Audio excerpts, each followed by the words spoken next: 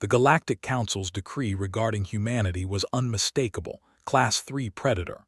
Do not allow proximity to young.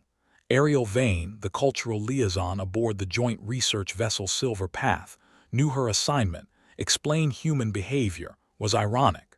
The Council feared human physical resilience, lack of visible weapons, and the unnerving intensity of their protective instincts. Humans were seen as deceptively strong predators, capable of overwhelming violence to defend family. The Silver Path was crewed by a dozen different species, notably the Xenoviral. They were imposing, bipedal beings covered in iridescent, chitinous scales. Their officers were equipped with muscular, prehensile tails ending in a bony, razor-sharp club. The Xenoviral were justly proud, formidable, and deeply cautious of Ariel. One night the ship's hum was punctuated by a high, thin sound of distress. Ariel followed the whimpering sound down into the seldom-used technical access ways on Deck C. The whimpering led her to a narrow conduit hatch. Curled up tightly between two coolant pipes was Tyro, the Xenoviral cub. No larger than a Terran house cat, his nascent tail twitched uncontrollably, knocking sharp raps against the metal. Lost, cold, and hyperventilating, Tyro saw Ariel and his multifaceted eyes went wide with raw panic. He hissed, a sound like sand scraping on steel, and flattened himself against the pipe.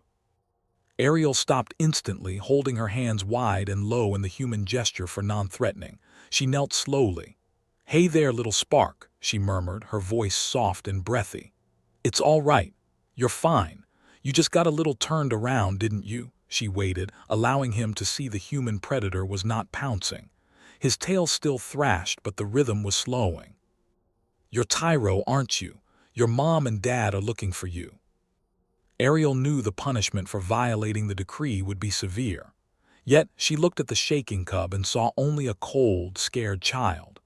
The human part of her mind, the part the Council feared most, simply registered a priority: distress, comfort, safety. She began to sing.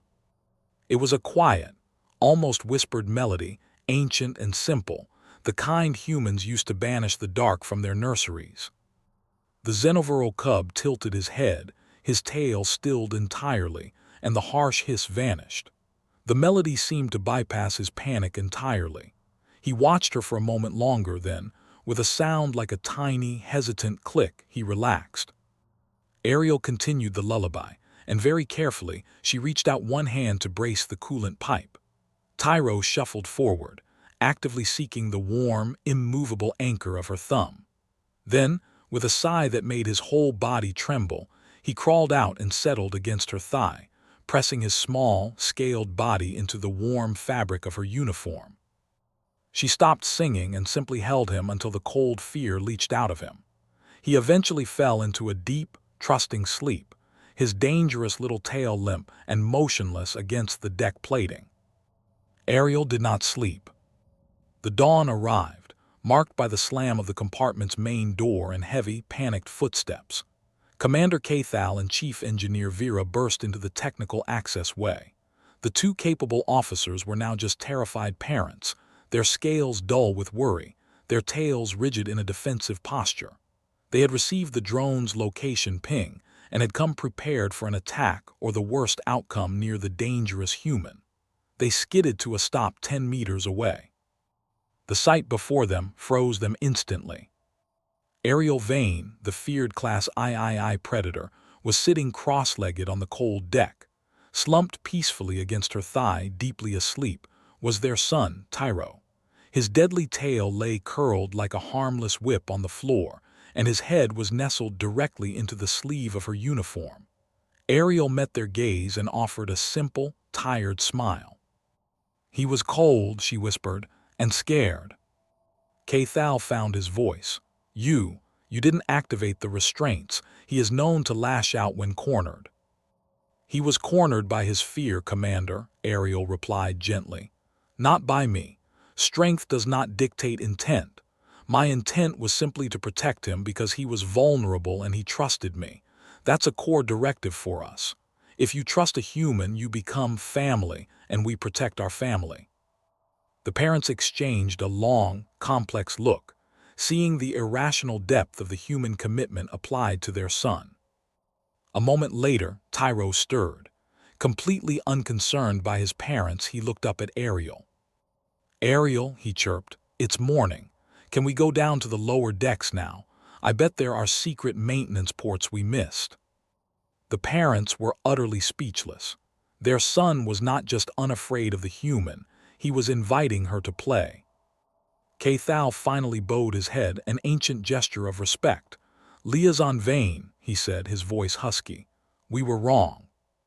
Shortly thereafter, Commander Cathal sent an update to the Galactic Council regarding Protocol 74H, human interaction with alien young. Transmission Log 44B, Commander Cathal to Council. "I am updating the risk assessment for human interaction. The physical danger remains negligible, provided the human's intent is non-hostile. However, the true danger lies not in their capacity for violence, but in their capacity for connection. Humans are capable of bypassing cultural and evolutionary defense mechanisms with shocking speed. They do not need time, shared history, or even language to categorize an individual, even the most naturally formidable young, as family. Once this designation is assigned, their protective and resource-sharing instincts activate unconditionally. The human, Ariel Vane, gained the absolute trust and affection of a Class II xenoviral juvenile in under an hour using only vocalization and stillness. Recommendation: amend Protocol 74H. Humans may be dangerous, yes, but most often it is in how easily they build trust and create family, even in the most unexpected and unsuitable circumstances. Do not forbid proximity. Instead, be warned. They may recruit your young.